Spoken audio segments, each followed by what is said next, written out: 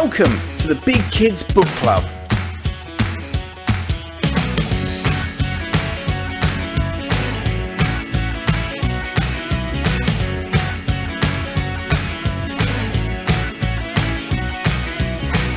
A podcast about all things fictional from middle grade to young adult. So sit back, relax, and enjoy the show. Okay, so we are back. I mentioned before we went on our little break that we were going to be looking at some actual books now. Eeny, meeny, miny, mo, catching up by its toe. Emma, what is your first back-to-school book? This is the book that you've read, you loved, which is set in a school or sort of loosely based around school. So the book that I have chosen for this segment is one of the Gallagher Girls books, which is called I'd Tell You I Love You, But Then I'd Have to Kill You. And it's by Allie Carter, which I recently discovered was an alias of the actual author, whose name I cannot remember right now, unfortunately. That's right. We'll get it for the show notes, guys. Don't worry. But the premise of the book is it's based in an all-girls boarding school. And essentially, well, to be honest, it's the boarding school that I would have loved to go to, which is probably why it's the first book that popped to mind when you said, think about a book about school.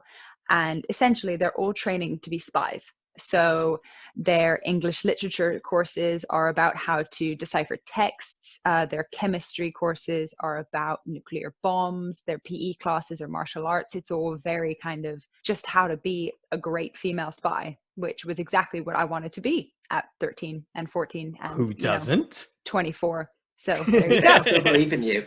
Don't give up that dream, Emma. Oh no, I never will.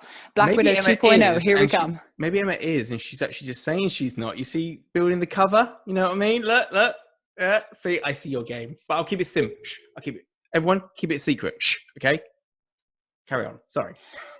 So the funniest thing about this book is that you've got these, the main character is a girl named Cami Morgan, and she's got all of this stuff. So she's training to be a spy. She's put in danger on a regular basis, life-threatening situations, and she's completely calm and collected with that.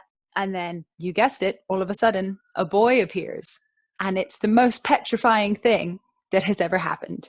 So I won't go into it much more than that, but it was such a great read at that age. Being at that age, boys are such a new thing, and kind of figuring out how you feel about them and how to tell if they like you kind of thing. It was such a funny read about how the girls could just take on all of this other stuff that seemed so serious. And then all of a sudden a boy likes you and you don't know what to do. And it's the end of the world. Oh, you know what? I must admit, when you first suckered me in with the start of the title, and then it was like, and then I'd have to kill you, and I'm like, oh, okay, you have my attention.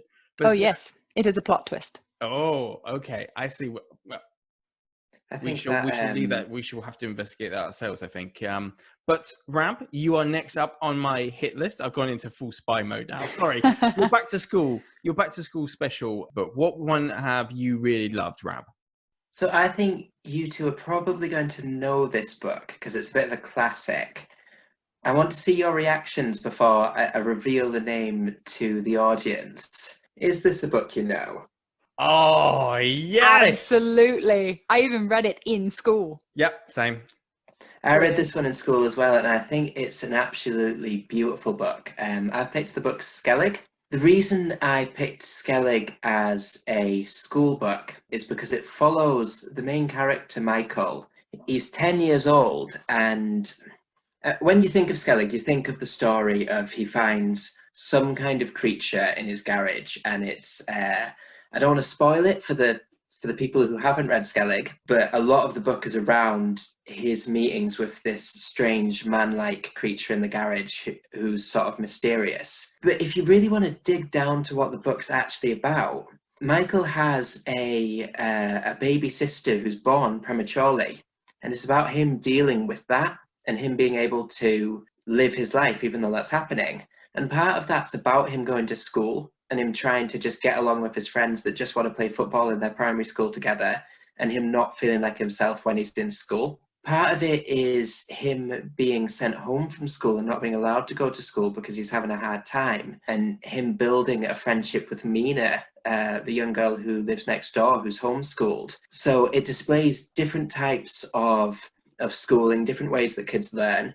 It displays what it's like for a young person if they're really struggling with something and they've got something else on their mind that makes school feel very different for them, and makes what their friends are talking about and what their friends care about seem less sort of real than the world that they're living in at the time. And I also I think it's a beautiful book that for people of all ages, it to me is proof of the argument that children's literature is literature. It's utterly beautiful in some of its descriptions in different places. And I think probably one of the strongest sort of arguments for the beauty of Skellig for me is I have like 5 copies of this in my house, and the reason I do is because I've used it with grown men who've recently left prison, running a book club with them, and them talk about their reactions to it.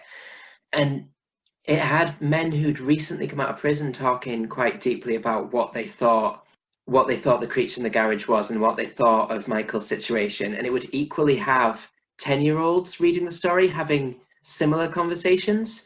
And I think it can really unite people. So I think it's a beautiful example of one, just what a children's book can be, but also of how a children's book, while being fantastical, can represent what it's really like for a young person in school going through a difficult sitch. Oh, I don't know where the word sitch came from. I'm not sure where I ended up the word sitch.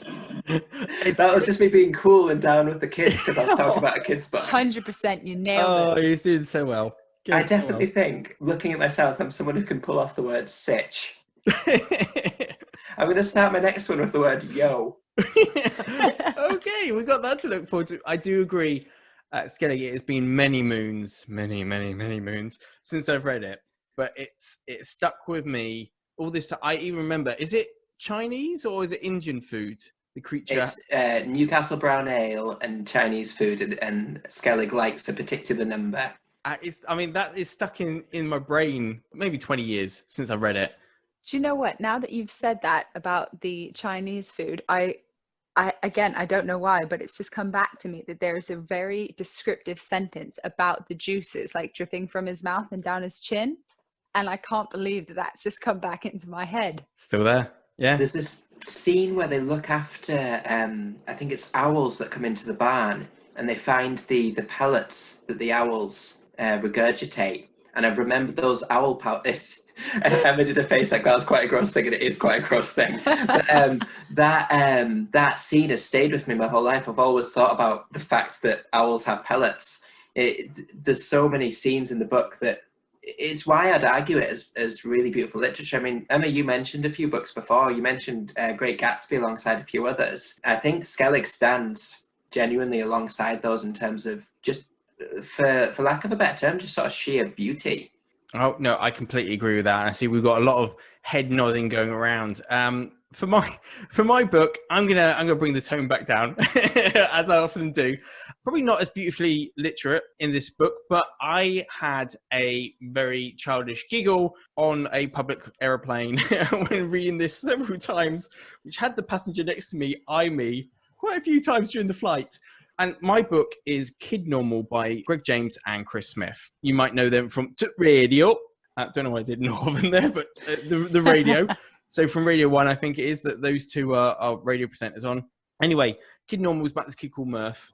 He's gone to a new school in a new town because his mum's got another new job, and it's like the 4th school in 4 years. And I think it starts off with, him just going through the motions of like, it sucks because the first school he left, he had this, it starts off brilliantly because it starts off, he has a t-shirt, like when you sign the kid's shirt when you leave school. And the first school has like a gajillion signatures, like, we miss you. And then the second school, it's less. And the third school, by the third school, he hadn't bothered trying. So, it's just like, he had like 3 signatures on the last shirt. But he ends up in the new town with new school. Well, he tries to find new school. They can't find new school. His mum gets desperate. They happen to chance upon a school really randomly. Turns out it's a school for superheroes. Only problem is Murph has no superpowers. So, no. Hence why he is Kid Normal amongst all these superheroes or soups, and with amazing abilities or capabilities called capes. And stuff happens, and you have to read the book. It's perfectly middle grade. It's silly. It's got that quirky middle grade style of narration. I loved it. There's some very childish jokes in there. Like I said, I love them too. But like I said, it was set around like I said, there is the stronger theme of actually like Murphy's trying to find a place to belong, and actually towards the end of the book, it looks like he's going to move again, and he's actually met loads of new friends, and he's doing really well at this superhero school, even though he's got no superhero powers. And there's a big, powerful message where he's just like, he sort of falls back into his shell, where he's just like, you know, what's the point of even going to school? I'm only going to move again. He's feeling quite low, but really cool, really quirky, really funny and silly, perfect middle grade for kids who maybe, you know, they might see something of themselves in there, or they might just be like, yeah, I want to go to the, you know, we're talking about schools you want to go to superhero school. So so they're the ones we've read and we really love. Now, like I said, we've got loads of school-based stories that we could explore, and I'm sure we got one or two that we have our eyes on. So Rab, we'll flip this and we'll go in reverse. So Rab, if I come to you, so now we're going back to school with a book that we want to read in a school setting, one that we're excited about. Just before I go into my book, the one you've just talked about, you know what it's reminded me of really well? Captain Underpants. Captain Underpants yes. was such a funny series. Yes. With the headmaster of the school who had the superpower that at any point he could just turn into Captain Underpants and start going around and get the two. Yep. But it used to have, the kids would go and rearrange it. It would have like a whiteboard out in front of the school, you know, one of those where there's the different letters on it, and it'd always spell something at the start of the story, and the kids would run past it and rearrange it so it said something Pinky, like poopy pants, some kind of little rude joke. Just in terms of funny series, I've got so much time for Captain Underpants. Do you know what, Marcus, when you started introducing that book, I was expecting you to pick up Captain Underpants, and I was quite surprised when you didn't. It was a tough, because I have all the Captain Underpants because George loves them. So my 10-year-old son absolutely loves Captain Underpants. But I think it was because I've only read this probably about 2 weeks ago. Yeah, I came back from Cyprus 2 weeks ago. I read it all on that one flight. So 4-hour flight. It was, you know, perfect. And I think just because it was fresher in my mind. But yeah, I've got all of the Captain Underpants. We've read them all together. They are incredibly silly and childish and beautiful for that. And we can talk about that a while. Sorry, Rab. Great point. So I will admit I cheated slightly on this one. This might be why I started trying to distract you with Captain Underpants. Oh. So this is supposed to be a book we're looking forward to, and I will admit this is a book I've read. It is a recent book. It came out in 2018. It's by Malorie Blackman, who you might recognise as the young adult author of Noughts and Crosses. Yeah. But it's actually a middle grade book by Malorie Blackman. And it's called A Dangerous Game. Something I really like about it as well is it's got the sticker on the back that says this book is also super readable. So it's a good book for the middle grade age, but it's deliberately written in a way that it's easy to read if you're someone of the primary school age who struggles to read, but the content is still based for that age. Because if you have easy reading books, but their content is based for younger than your age, then those kids who are struggling to read aren't going to enjoy it, because it's not going to be based around what they want to be reading about. So it does that beautiful balance of that it's for primary school kids, but if they struggle to read, it's a bit of an easier read than some of the stuff they might be reading. The plot of A Dangerous Game is, it's about a main character called Sam, and he's got a illness called sickle cell anemia. It's a blood disease that means if he's being very active, his energy can really go down. And it's about, he wants to get to go on the school trip, but his parents are very protective and very worried about him being anywhere without them. And he manages to convince them to let him go. Because he struggles with this illness, he does get bullied a little bit as well. I think one of the reasons I really like the book, though, is the bullies aren't just two-dimensional characters. I think it's always worth remembering that bullies are kids too, and they're likely to have their own situations. They're going to have their own struggles. They might have, might not know that they're bullies, or might not perceive themselves in that way. So it really addresses that quite nicely. And among the bullies, essentially, he ends up on a school trip with them where his group is him and the 3 people who've been picking on him. And you see that there's differences between the different people who have been picking on him, and they start to form a friendship as they go. And maybe I just love it when people don't get along at first, then friendship builds. But that, it's really sweet. There's lots of funny moments. The kids that have been picking on Sam, essentially they want to get back to the camp first on their school trip, so they edit the map with the adult that's supposed to be with them, and rather than having the safe path they're supposed to be following, they plow straight through the forest, and this ends up in all sorts of issues, like falling in a river together and stuff. And Sam manages to become the hero, and it's just lovely and it's sweet and it leaves you feeling happy. And again, I guess there's been a theme to it. It has that focus to it of a young person who's got reasons they might find school a bit more difficult, but it has that really fantastic thing of the friendships do build, they become the hero, you get the happy ending, you walk away feeling happy. It's a lovely book, and the reason I pick it as a book I'm excited about is it's just come out in 2018 as well, so I think there's probably lots more people due to read this who won't have read it yet as well. Oh yeah, I mean, I'm listening to this and all the things I'm like, yeah. I mean, I loved Noughts and Crosses, so I think Malorie Blackman is definitely someone, if I hear she's written something, I'll be like, hang on, let me at least check that out. The premise sounds amazing. Yeah, and I really like the way, because it's almost like the bullies into friends and stuff like that. It's almost a sort of a hate to love where you get in like YA, and that's another trope I love. So the idea of like, like this sort of like you're not getting along and then the friendship grows out a bit because we've actually got more in common than we realize. That's awesome sauce. So I am all for that. I don't believe in monsters. I like a humanized antagonist. I like it when you see that people are people. I don't like the people to be just a baddie, and it does that nicely. Yeah, unless it's like a Disney villain and they can just be evil because evil's sake. Because they can. Because they're cool. Yeah, but the Disney villains, like if you look at it, Scar or someone, it's fine to be evil because it's so cool. He's the kind of person who would use the word sitch. Oh. I like to think I'm as cool as a Disney villain. That would be quite good. You'll see when my plans come out in song. Oh, brilliant. Before we do break out spontaneously into song or try to take over the world, Emma, what is your back to school special that you're looking forward to reading, not have actually sneakily read? I'm watching you, Rab. So I can 100% say that I have not read this book, although I'm sure that much of the world has, and it is The Hate You Give by Angie Thomas, which is obviously very pertinent right now with everything going on.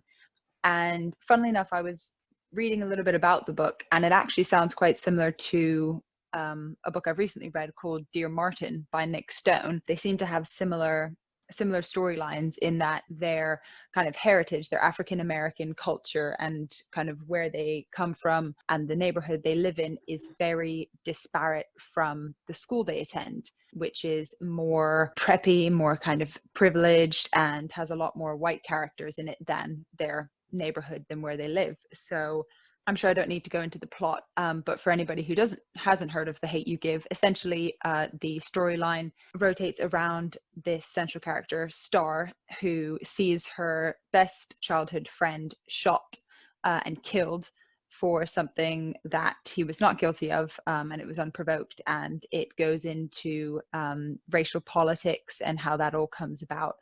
But the thing that really kind of stuck out to me when I first heard about this book was that there was that huge kind of difference between her life at home and her life at school, and how she felt that she had to be a different person to, on the one hand, stay friends with her friends of whom the majority was white, and then also stay cool with her family and her friends back in her neighborhood who were also African American. So it was a really interesting kind of dynamic, which I'm sure so many young people are going through right now, and always have been, but obviously particularly right now. And yeah, I'll just talk a little bit about the Dear Martin book as well, because that was a similar storyline, but was also written in a very interesting way. So the reason it's called Dear Martin is because this central character voices his frustrations and his thoughts by writing letters to Martin Luther King. And so his whole thing throughout the book is he's trying to be reasonable and trying to be rational, and his whole motto is, what would Martin Luther King do? So he writes Martin Luther King these letters and is trying to be a better person for that kind of great upstanding human that Martin Luther King was. And yeah, I just thought it was a really interesting dynamic of having the home life and the school life be so disparate.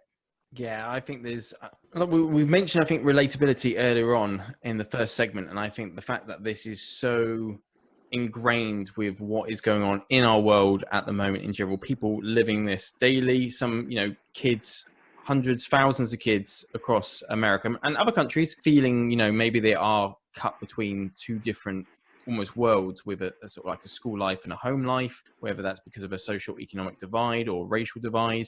So I think books like this are so necessary to sort of like voice it in a way that is, you know, proactive, but also, you know, positive. It's positive reinforcement that, you know, we have to open and address these issues in proper, or what's the word I'm looking for? You know, non-violent, but actual affirmative action. Yeah, definitely. And again, with reading up on The Hate U Give a little bit, I found that it was actually banned in certain states in the US because of the subject matter that it followed, and I believe some of the language used. Again, I haven't read it, so I can't comment on that. But yeah, just interesting, like when you think about the history of banned books and, you know, what that led to. Yeah. So I really agree with that, and I think it is definitely something to check out and something we should be keeping ourselves aware of. So awesome pick, I think, especially having a look for, and definitely on my TBR. And now Dear Martin as well. I had heard of Dear Martin, but actually the premise is beautiful, and I definitely want to add that to the TBR now. As for me, going back to the school theme, I am looking forward to, kind of like what I did with my August pick, I am looking at a second in the series because, as always with my way, I start a series, and I love it, and I never get around to doing book 2. And so I'm looking at The Vanishing Stairs by Maureen Johnson, which is book 2 of the Truly Devious series. Anyone who's read this knows it's sort of like a crime thriller mystery sort of caper, based in a boarding school, OVS. Prestigious boarding school up in, I want to say it's either Maine or Vermont. It's one of the sort of northeast Vermont. So Ellingham Academy. It's a school which isn't a normal school. Again, that would have been a great school I could have picked, but I'm not smart enough to go there. It's a school for like super achievers who, like, it doesn't matter what it is like you're into, you just have to be like super into it. So there's like our main character, Stevie Bell, is like super into solving mysteries. She's like a big Poirot buff, and she loves solving mysteries. And she goes to the school, and there's lots of other people. There's a boy who's like a social media star, and he's really into social media. There's a girl who's really into like abstract art, and she's like kooky and weird, and she's quite interesting. There's a girl who's like super into something sciencey. I can't remember what it is, but she basically is like building a reactor in the barn or something. It's out there, but it's this school for people who are just really into stuff. And I think we all have something that we geek over and we are really passionate about. And the idea of basically being able to go to a school and indulge ourselves in growing our knowledge and our understanding of one subject we're really super interested in, is really quite cool. And the fact that actually she's into mysteries and solving mysteries and crimes, she's obviously going to try and solve a mystery. I won't leave too much more. Like I said, I've read the first one. I really want to read the second one because the first one blew my mind, and where it left it off, I was like, I have to read the second one. And I probably finished Truly Devious probably about this time. It was definitely sort of autumn, winter last year. So it's been a year. What am I like? But I really, really, really want to read it. So again, set in an academy, so it hit our criteria. I haven't read it, so it hits the criteria again. Hint, hint, Rab.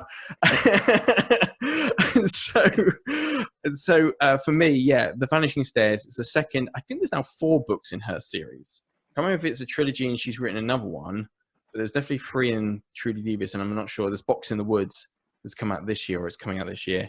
But I love Maureen Johnson's writing style and stuff like that. So if you are into, I'm trying to think, it's sort of like Sherlock Holmesy, Poirot, crime, mystery thrillers, but in a sort of very YA voice, in a public school, in a private boarding school. Yeah, give it a shot, because it's really good, very fast paced as well. And it works so brilliantly between the unsolved mystery and modern day. It's cool. I like it. I don't know if have you guys read any of it at all or heard of it at all? No? Some shakes? I've not heard of it, but I do have a question. Ooh, go ahead. What is a 4-book series called? Because you've got a duology, a trilogy. Is it quadrilogy? Oh. Quadrology? Quadrilogy? Ilogy sounds to me like it still means 3. Or is it just a series when you hit 4? Do you lose your right to having an ology? Duology and then trilogy. Oh, now this is a question. Books. You know what? To answer this question, I'd have to go back to school, and I've mentioned we're not doing that. So we're going to quickly avoid the subject. And I have just Googled it. Google. It is a tetralogy. What? What? A tetralogy? No. That doesn't sound right. Reject. No. I'm sorry. I reject your reality and I substitute my own. It's going to be a quadrilogy. Quadrilogy. It's going to be a quad something. Quadrilogy is also on here. So I think quadrilogy will be, or a quartet, in fact. Oh, a quartet. Probably makes more sense. See, quartet's nice. It sounds sort of like, I imagine it's like Shakespeare, like writing in quartets and stuff. Fancy, I like it. I just did a movement. Like I swished my hand, and shame you can't see this because it was embarrassing. So thank God you can't brilliant. See it. It was so brilliant.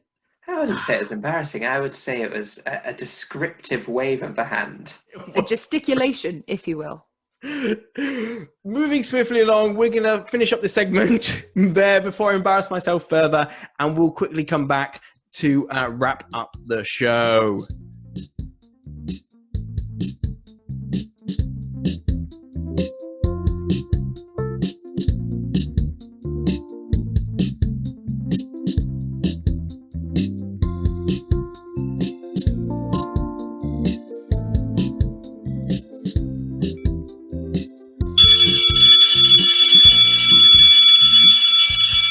Oh, that sounds like the school bell, which means it's the end of today's class. That is all we've got time for on today's Big Kids Book Club. I want to say a big thank you to my two amazing friends and guests. Rab, we'll first go to you. Do you want to say goodbye with any plugs to your social media? Because, of course, you're still writing that awesome book that you guys can go check out here. So, yeah, have a look at Rabtails. That's on Twitter and Instagram. I'm just going to say, Marcus, I really liked that link about the school bell. That was a professional DJ style of link. Yeah, come to my Twitter if you're interested in seeing young people centered books. So that's young adult, that's middle grade as well. If you've had your heart broken by this new Artemis Fowl film that's come out, come and talk to me as well, because it's broken mine. And yes, that's at Rabtails. And Emma, all bookish content. If people want to get in touch with you, they go where? They go to @EmmaKeen10 on Twitter, and my Instagram I just use for me, so don't worry about that one. But yeah, just if anybody's listening and you're going back to school, I know it's going to be weird and it might be tough and it's probably not the school year you were hoping for, but you know, we've survived this long, so just stick it out and, you know, take it from us old fogies. School days, well, for me at least, they were some of the best, and I really enjoyed them. So stick at it, and eventually you'll be able to do something that you absolutely love, and that's what it's all about. Absolutely. We echo that sentiment here. Yeah, and so we just go quickly sign off. Myself, you can find me. I'm mainly on Twitter, which is @author_MJ Henson. But you can also find the club itself. Come join the club at Twitter. It's just @Big Kids Book Club. Just one big long word. You can find us all stuff there. We got awesome stuff coming out. You might have seen our recent interview with Thomas Taylor, author of Malamander and Gargantis. We've got some more author interviews coming up, so excited bubbles. So please stick at it, share, like, tell your friends if you like this. We want to just try and spread the word as much as possible. And until next time, guys, keep on reading.